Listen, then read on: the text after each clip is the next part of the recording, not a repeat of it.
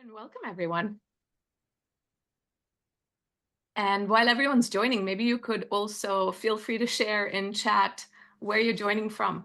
I'm based in Boston, well, suburbs thereof. And I'm based in Edinburgh. I see some familiar names in this chat, so hello, friends, and hello, new friends.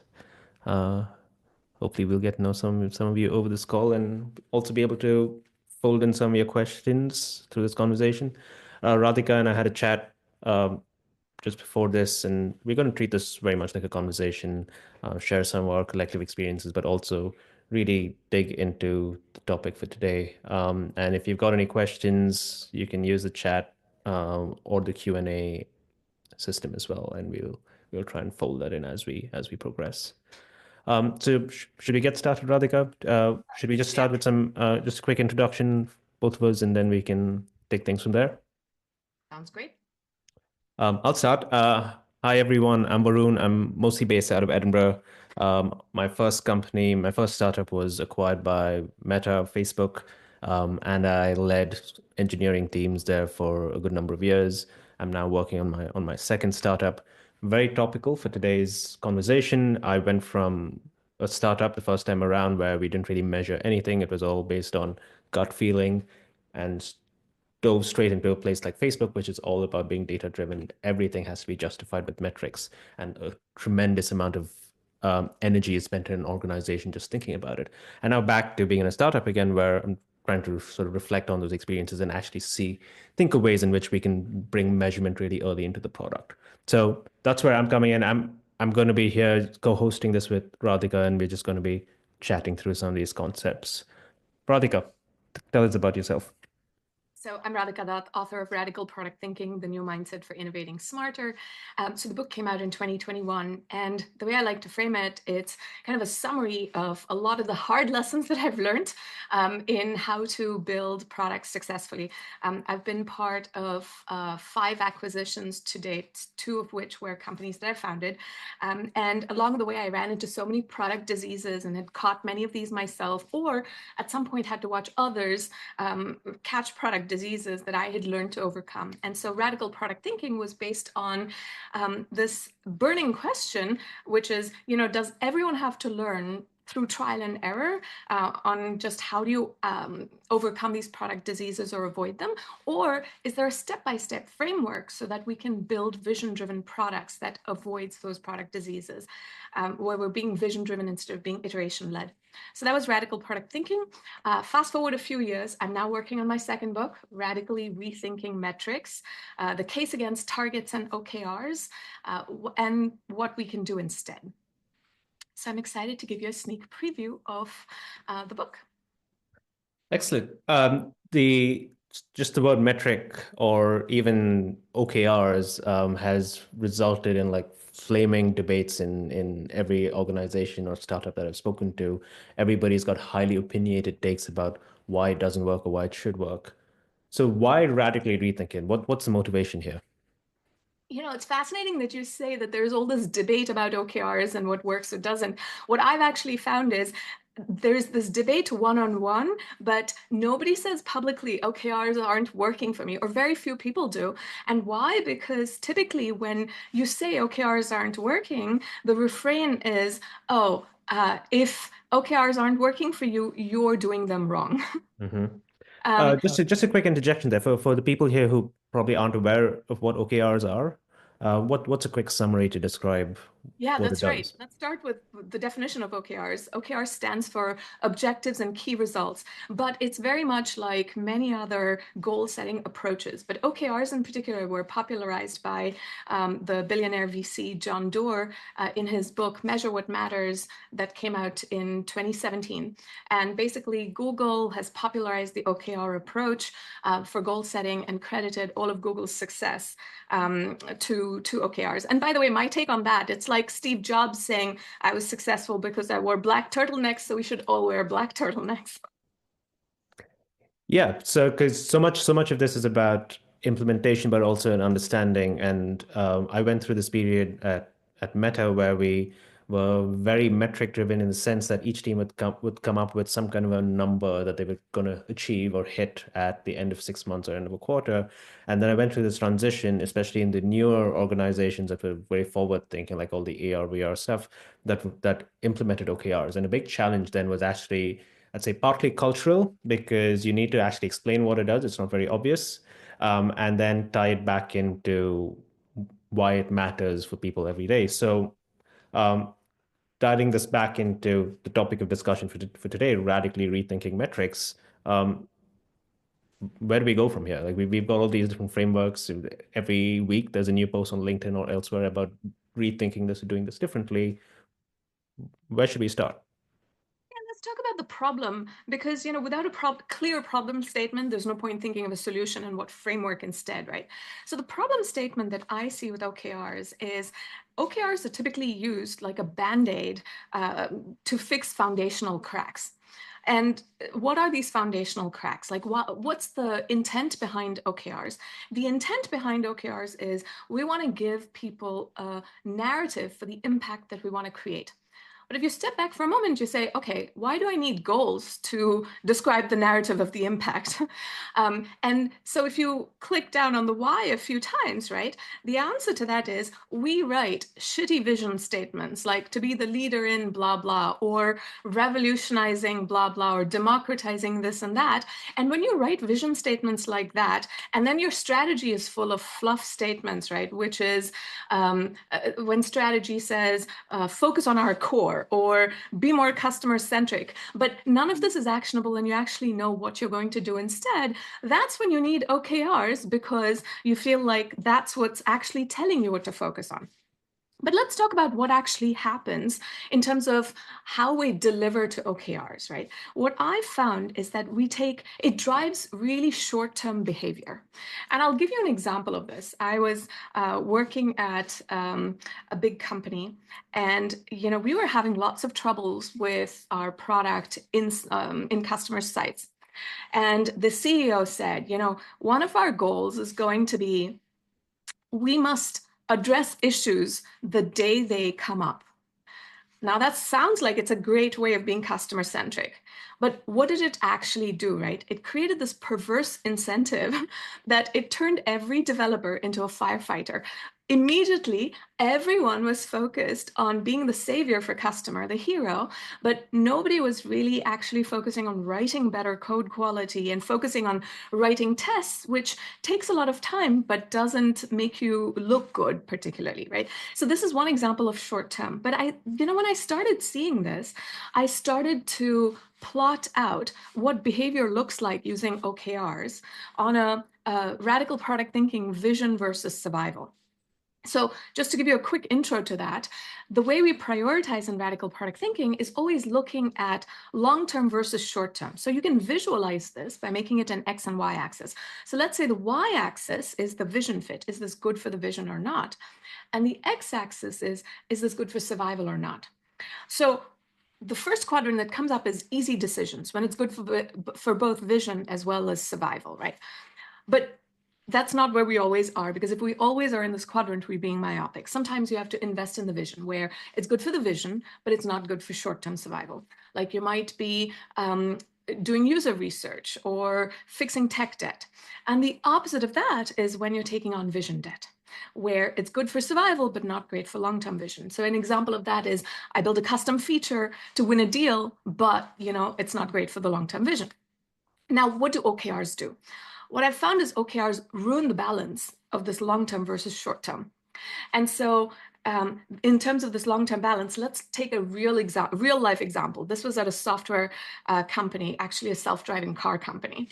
So their objective was make software quality better so that we can build features faster. Right? Sounds like a good objective, sounds like it belongs in investing in the vision. Their key result, the key result sounded long-term as well. The key result was defined as achieve 90% test coverage for our code base. Sounds great, right? Like, how is this actually implemented? All of this seems like it's in the investing in the vision quadrant. The way one of these leaders implemented this just to be able to look good, he told his entire team, let's just write a bunch of test cases, but with zero assertions, so that you've written test cases, but they're all bogus tests. So what actually got implemented was vision debt. But ta-da, we achieved the result, right? Yeah. And so this is what I see a lot of. And so, which is why when we have this short-term focus, there's less, thinking about, there's more of delivering an output, but not necessarily the intended outcome. And the second piece of this is that the experimentation muscle atrophies. But I'll pause there and we can talk more about it. I think that lots to unpack here. One of the first thing that comes to mind is there's this cognitive cultural dissonance that happens within, it could be a 5-member team or a 500-member organization, where you've got vision that is quite often held at, at the higher organization level, maybe at the management executive level. Some of it trickles down, and a lot of the execution detail is sort of left at the low parts of the organization. And then you have this huge friction point when it comes to planning season to actually figure out what all of this means and to translate that vision down into execution and translate some of that execution back into actually seeing whether things in the left part of the right part of that quadrant make sense.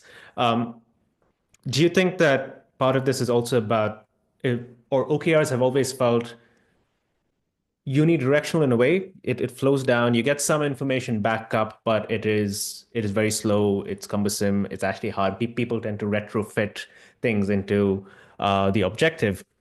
So if what does the new future look like in terms of addressing some of this? If I was a product manager today, or an engineer, or even a founder of a company, where should I start? And how can I just, what does better look like? Yeah. Um, and first of all, what you said about experimentation and this being top down, one of the key things that I see in what happens is top down. It's as if leaders are defining what is the problem and what is the solution as well. Like this 90% test code coverage. Why did leaders feel like they knew that that was the right solution? But I see OKRs written very often from that perspective. And the role from grassroots level up is to show you that we've met this, right? And so what happens actually, the focus and what I said about the muscle, the experimentation muscle atrophying, is that the focus is on, whatever metrics you've set, I'm going to show you that I've achieved it. And for those who feel like, I know what really needs to be done, it adds double work because I am going to do what I need to do and then plus satisfy whatever management has said for me. And exactly what you said about retrofitting, I've heard this come up so much. Like a friend of mine was saying how he ends up having to write OKRs after the fact to be able to say, this is what we did achieve, right? And he knew what needed to get done. So what is a better way instead? If we can let go of this idea that goals are the way to achieve results, if we can let go of this idea that, the black turtleneck is what you need to get good results, then let's rethink things. What actually helps us experiment? Like if we think of the scientific method, the way that is the most natural way to approach things is you start with a hypothesis. You figure out how you're going to measure that hypothesis.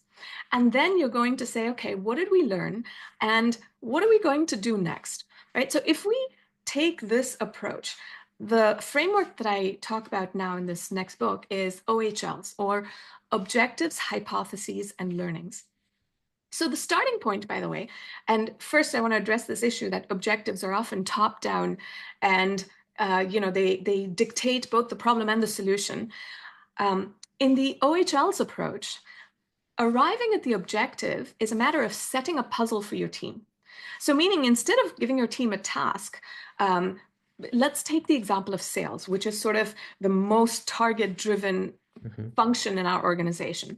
Instead of setting a target for sales, saying, get to 1 billion, right? Or whatever that number is. If you can say, okay, our sales have declined or, have sort of plateaued in the last year.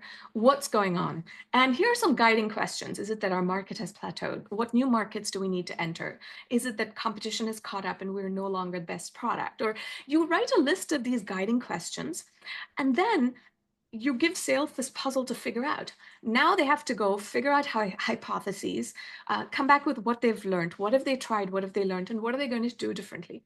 And so the management aspect that happens is a feedback-driven management loop, as opposed to management by objectives and setting targets and this binary question of have you or haven't you achieved the target. So that's one aspect. And the second thing is, what you were saying about the bottom up. This is the part where we really have to build the experimentation muscle, where we have to really formalize this scientific method and say, okay, what have we learned? This first question of what is our hypothesis, and figuring out leading and lagging indicators. And then saying, what have we learned from this? Don't just tell me numbers and stats like weekly active users. I don't care about just those numbers that OKRs care about. Tell me the whole story. What are people doing on this landing page? What have we learned? And then based on that, what are we going to do differently? Like if I were to give you a magic wand, what will you do next? And so this is what we need to build, this experimentation muscle. I would love to hear your thoughts from, kind of what you've experienced in your startups.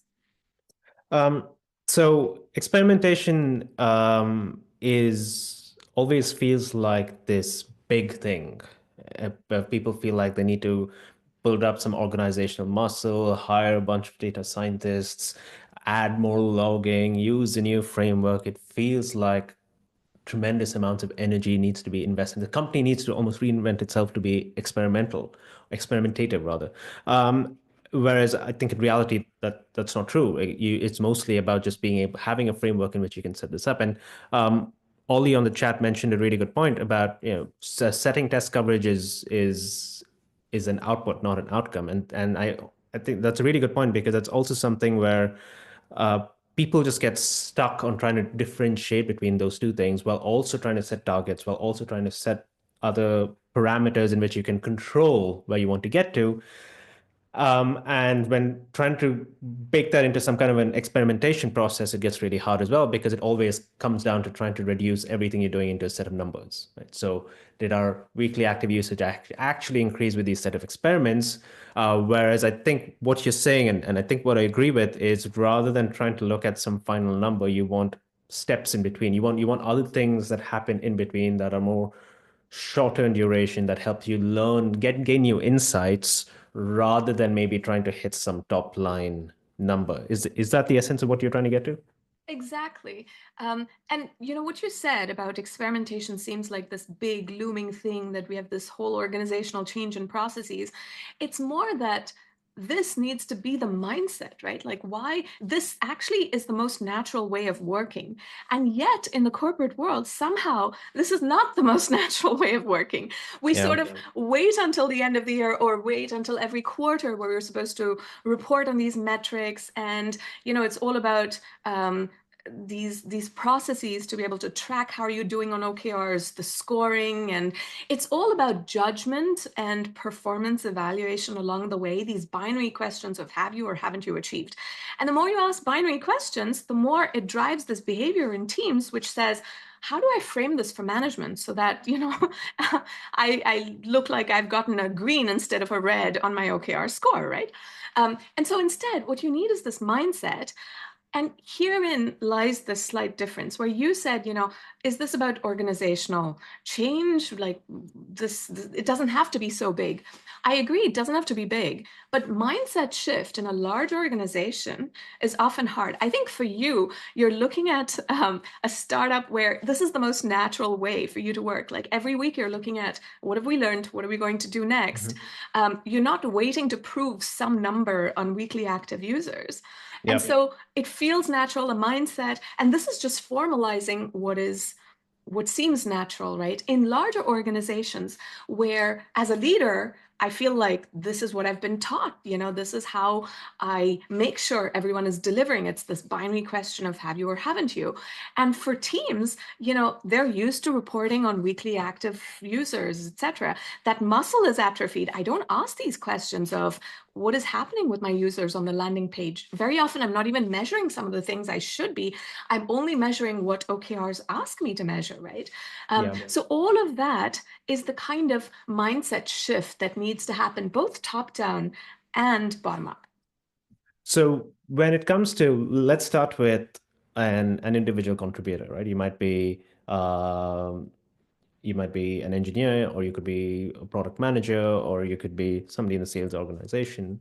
Um, how can you leverage this framework to sort of slot in to the organization to feel like a greater part of everything that's happening around you? Because there are downstream implications to all of these things, right? Personal performance reviews, your pay and enumeration, and all of these things. And on the flip side, if you are running a team or running a company, how can you how can you start changing some of these processes without being too attached to these top line numbers? Hmm. So maybe let's start at a leadership level, because I think when you're a leader, you have an easier time letting go of how you've been doing things. You have more power to be able to create change, and change is easier top down. So what do you do as a leader? The first thing is, if you are letting go of targets, what you want from your team is you want them to share with you what they're learning. And for this, you really need to create this culture of collaborative learning where you're encouraging open discussions. I'll give you this example with a company that I work with.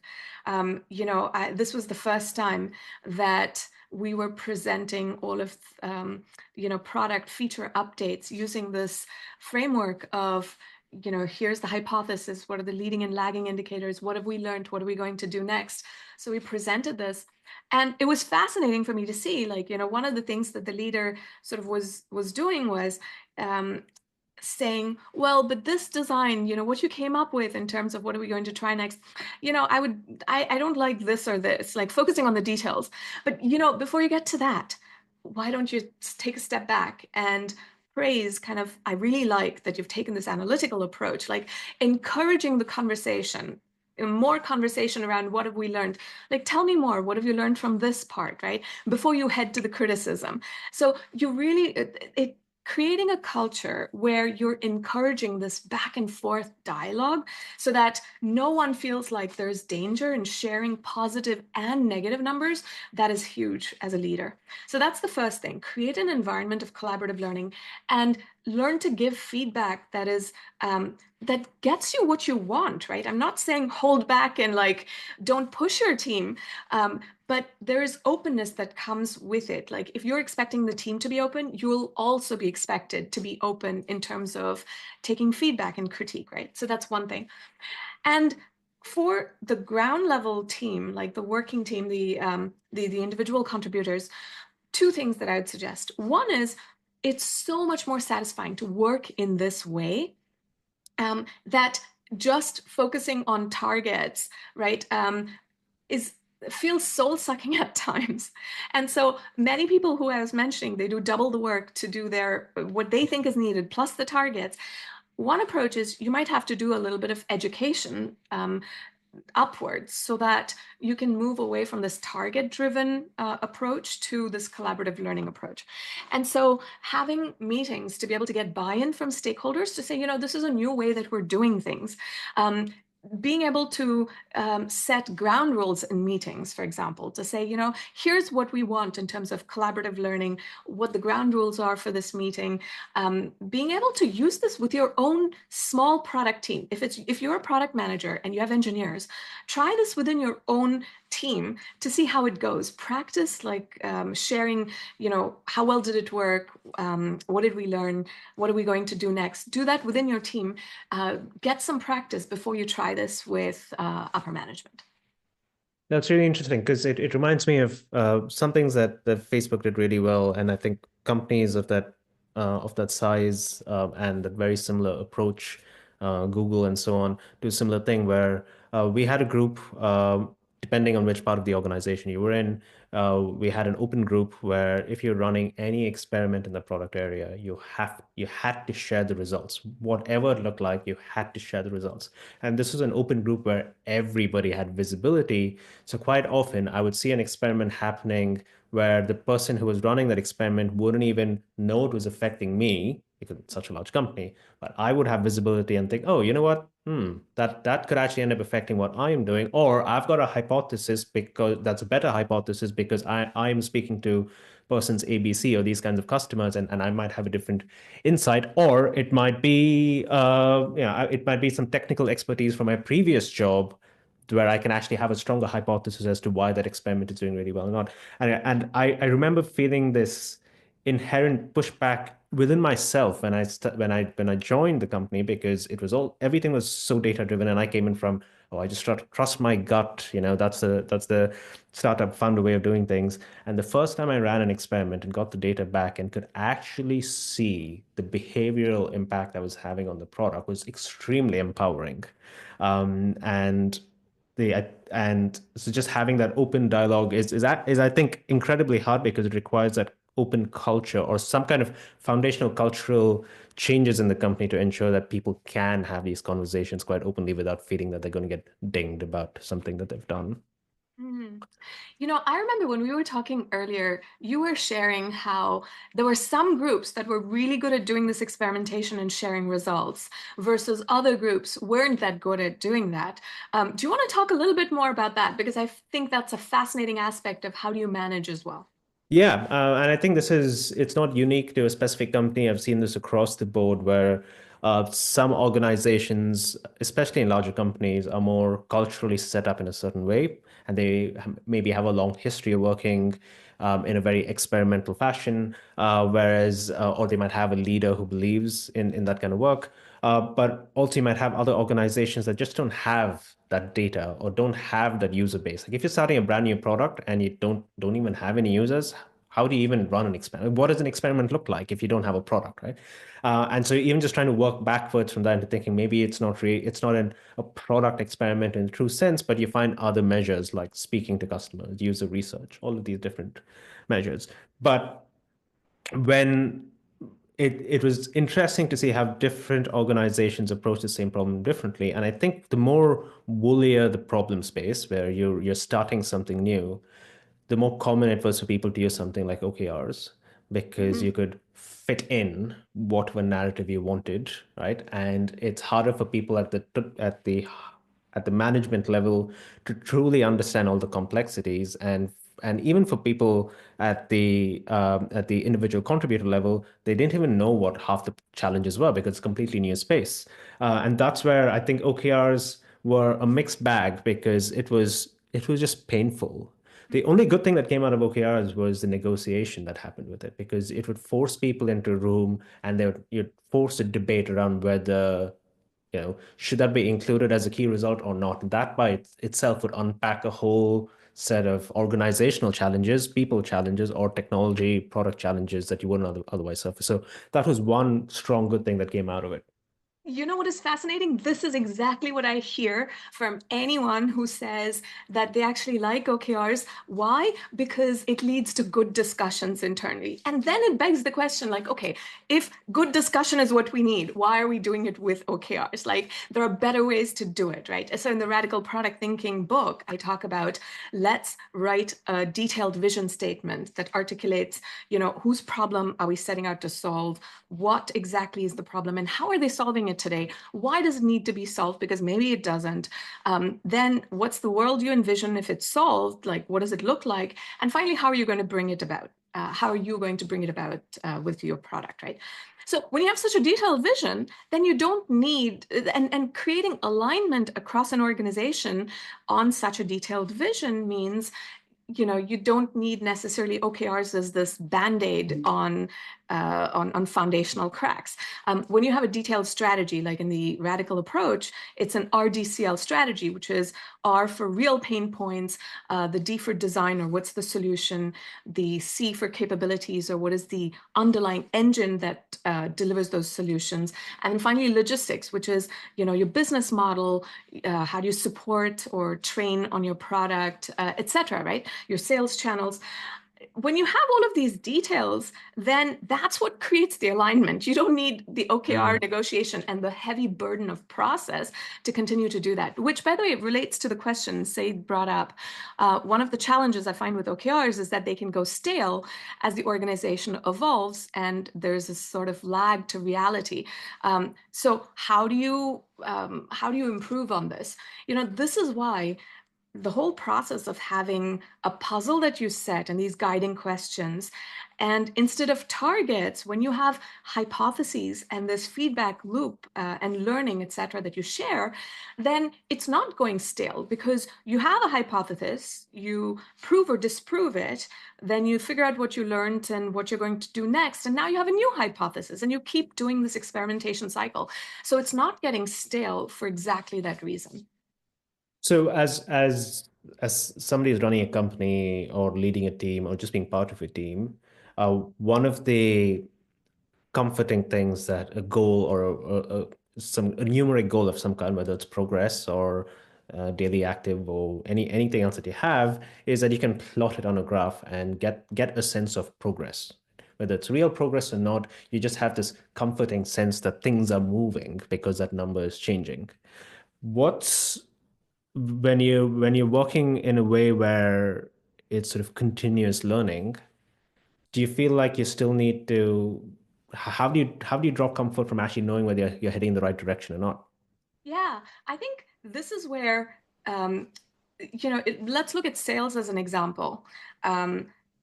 Where the whole sales team might be figuring out based on hypotheses what's working, what's not, and improving. As a leader, this is where you can say, my expectation is I really want us to get to this, whatever this ARR target that you want, right? But what you're measuring people by is not just that target, but like what's working or not, their ability to figure this out. It's the puzzle solving that you're rewarding.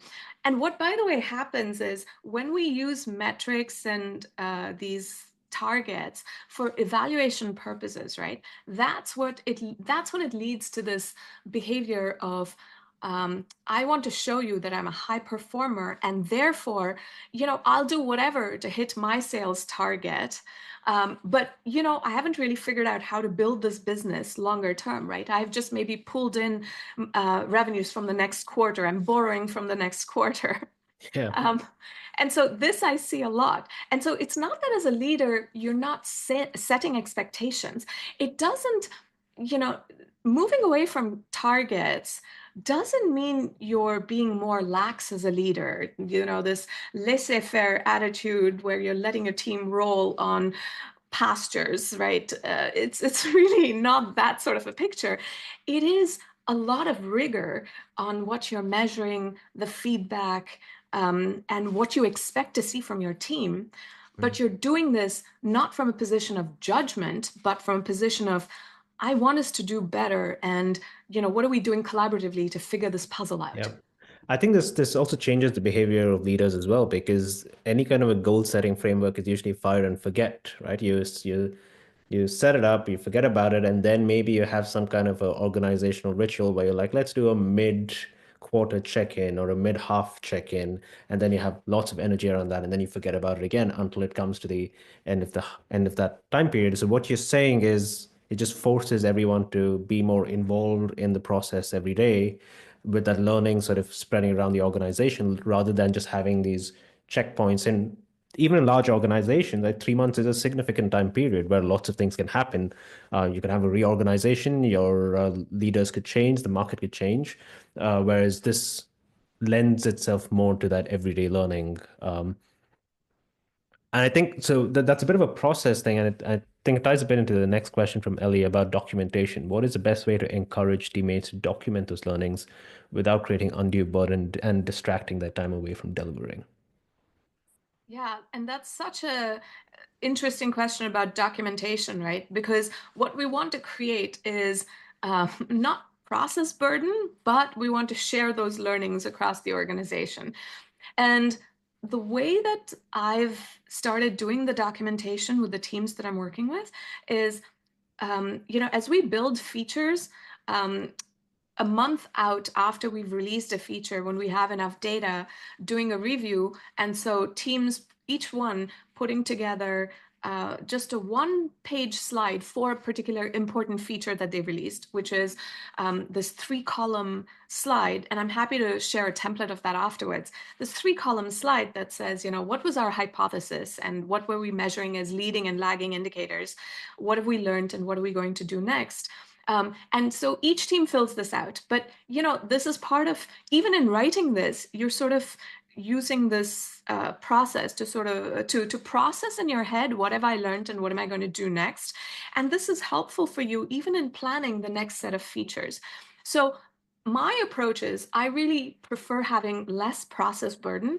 Any documentation that you do is part of helping you process, and you would do this for yourself anyway. And so that is why, this very simple format. And once you have this, now you have this presentation that you share just across the whole organization. But you have documentation for like every month. And these are the features that we talked about in each month's review and thinking about what worked, what didn't. So this is one approach I've found. Any other thoughts from you in terms of what has worked for you? Yeah, and it brings to mind. I was working on a hardware product right during COVID, so it's probably was the worst time to work on a hardware product because yeah, factories shutting down, impossible to move things from A to B. So like the risk management of that project just went out of hand. It was impossible to keep track of things. So it was still OKR driven, and you had these goals because ultimately the product had to ship. There was no negotiation on that date. It had to go out because there were too many stakeholders involved. But what the organization started doing was just having this weekly sort of risk meeting in a way of it was literally that just that slide deck of this is the area, sub area of the product, learning what has happened, like what's on fire, and just talking through that with all the key stakeholders involved. It just started unblocking things because people just realized that they could go and help out and set out that one fire. Or maybe they've got a friend who works at the factory and they could side channel something in. And it lent itself more to that weekly learning in a way, which makes me think I think we just had somebody message about incident management and processes around that, right? And I think companies have gotten pretty good at that. Like when there's an incident, there's processes that they follow. So it almost feels like we've got a good way of doing those things. So why not just apply it to everyday product and organizational decisions? We don't need to have the world on fire or a pandemic or a big incident to have these kinds of weekly reviews into what's happening and learning from it when we could just be doing it all the time.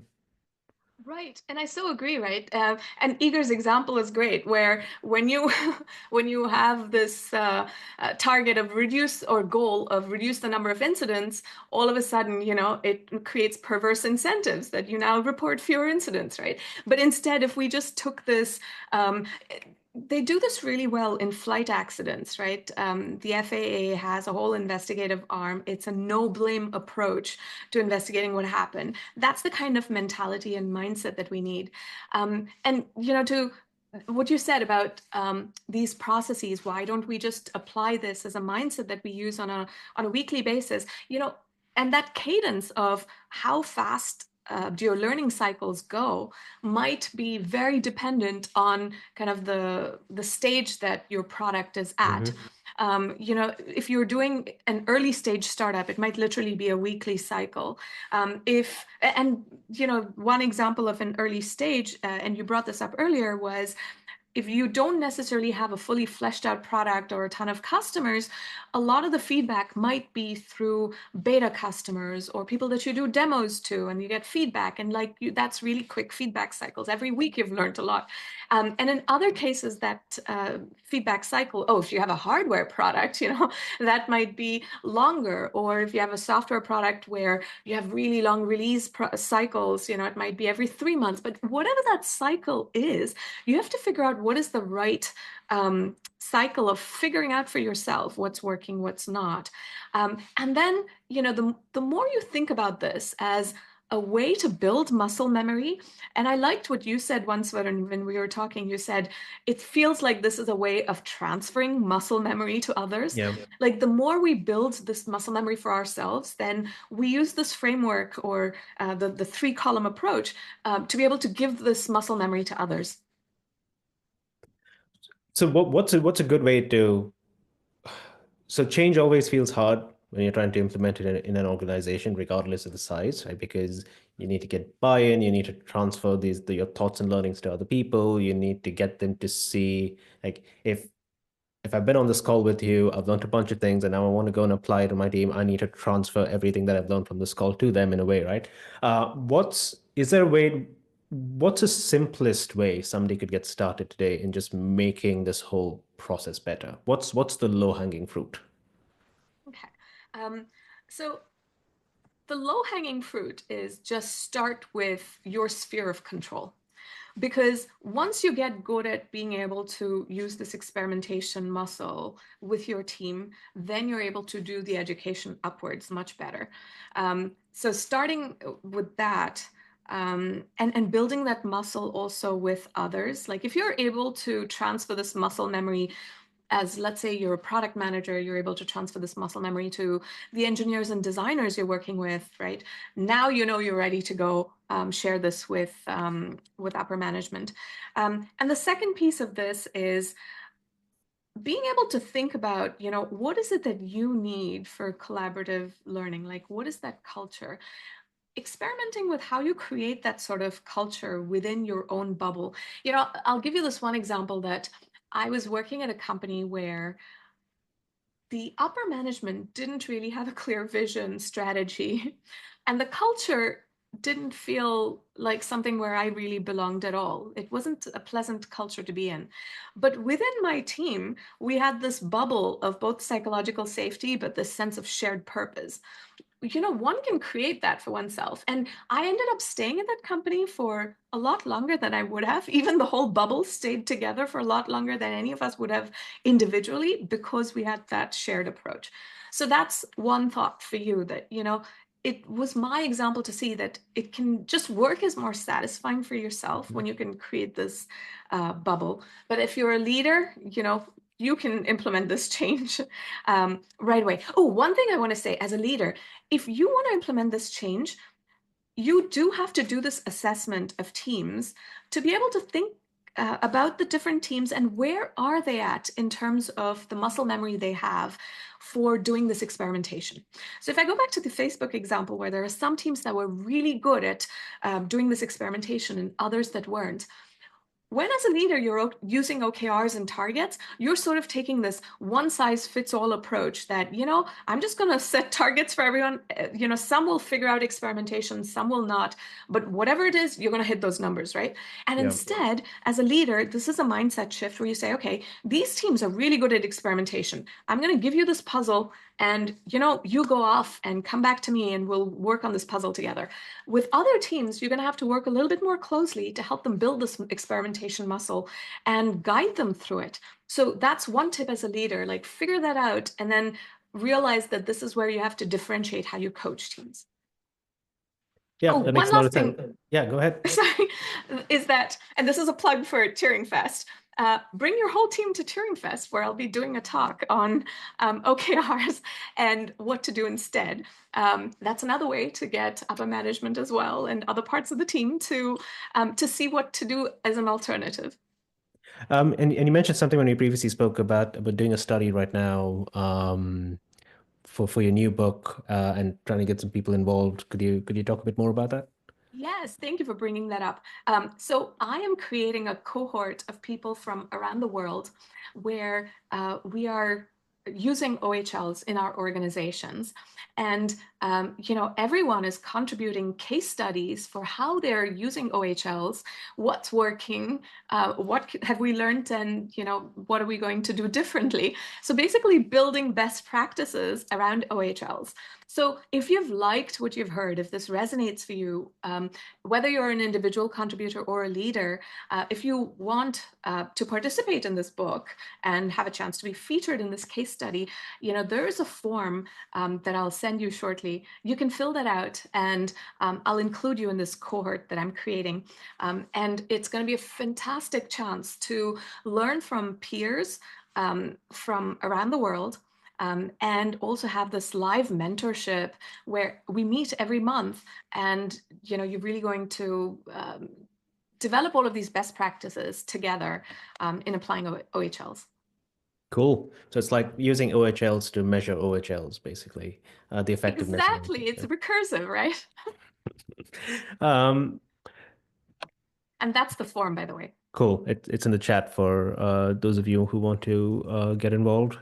Um, what's the for somebody who's fired up by this, wants to go and try it out, what are the common mistakes that people make when they try and implement a change like this, whether it's a really small sphere or across the company?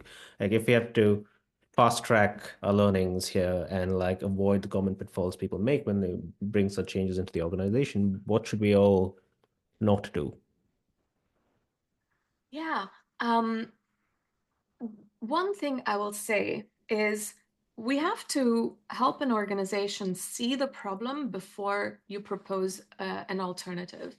So if you go in there and you describe, here's a different way of doing it, when, there were people like John Doerr who wrote Measure What Matters, and, OKRs are so familiar for everyone. There's a ton of, OKR resources and consulting, and you go in there and you say, okay, let's do this differently. There's always resistance to change. It's kind of like, when there's a foreign body, there's a whole host of anti-allergens that attack this foreign body, right?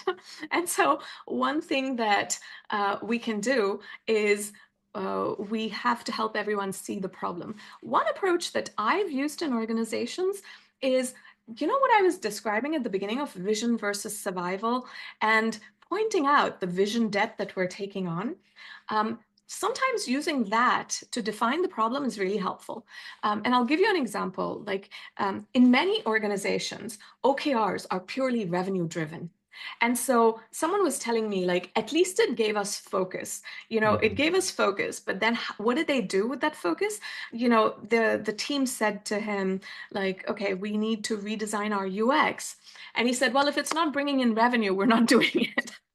Right? And so, yes, it gives focus, but it can be this hyper focus where you're never investing in the vision.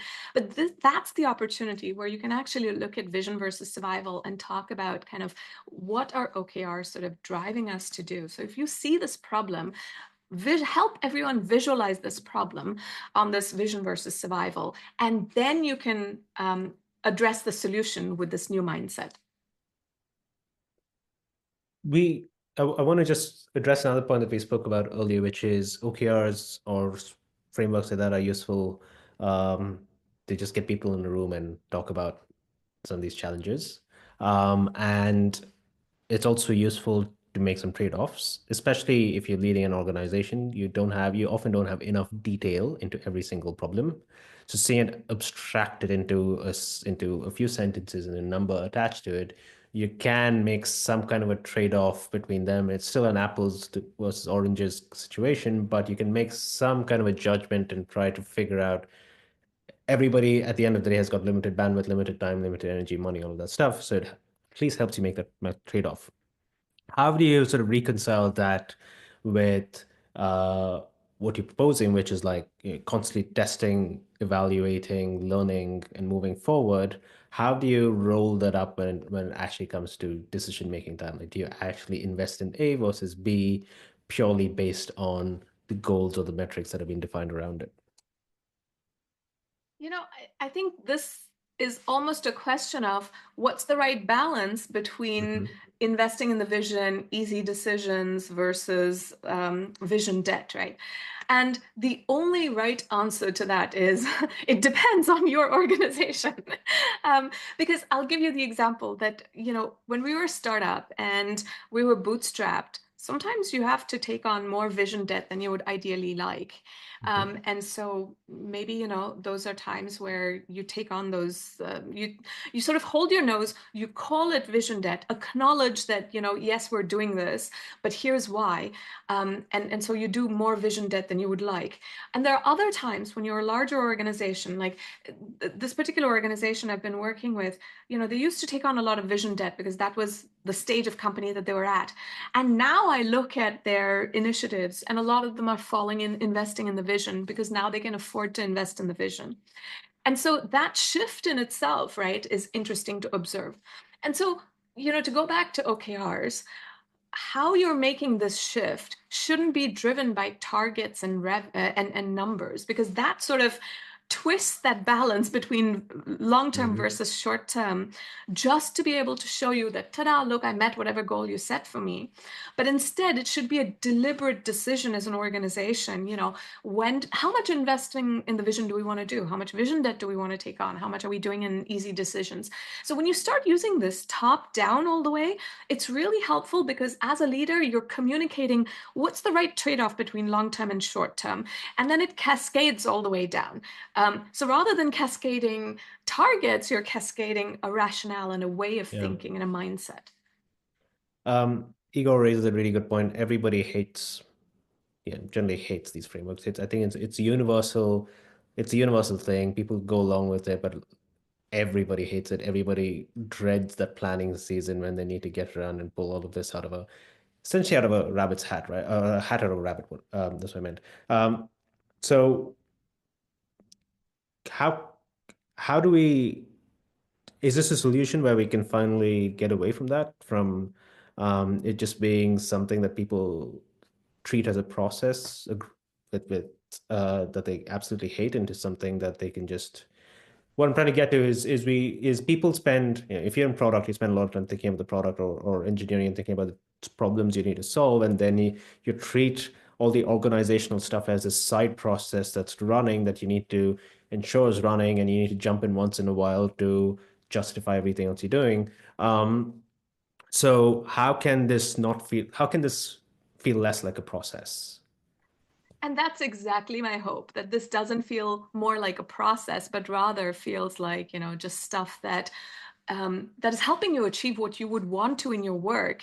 And the collaborative learning, etc., this is just part of work, as opposed to, oh God, this is the side thing I need to do, right? Being measured on things, and therefore I have to capture this with a number. I have to, rather than trying to frame metrics, like I've seen people do a lot of work before they present to management, where to present that the metric is actually looking good, they will go and remove some customers that you would count as part of the metrics, etc., because, oh, we just onboarded them, or whatever the excuse is, right? And so you might just remove a lot of this, but you sort of spin these metrics to look right. And so if you stop having to do all of this work, if there were psychological safety, you're just doing this as part of the natural learning, if it's part of the mindset, that's exactly what my hope is, that we shift away from process heavy to just learning and experimentation heavy approach, which is ideally what we'd want anyway in our organization. Yep, absolutely. We've got a couple of minutes left. Any other questions from people on the call? Feel free to drop it in the chat or in the Q&A, or any thoughts as well. And Gosia, by the way, I really love your point about changes, that making change is not a necessary solution unless there's ownership of the problem. And I so agree. This is exactly where every starting point for introducing a new mindset or approach is.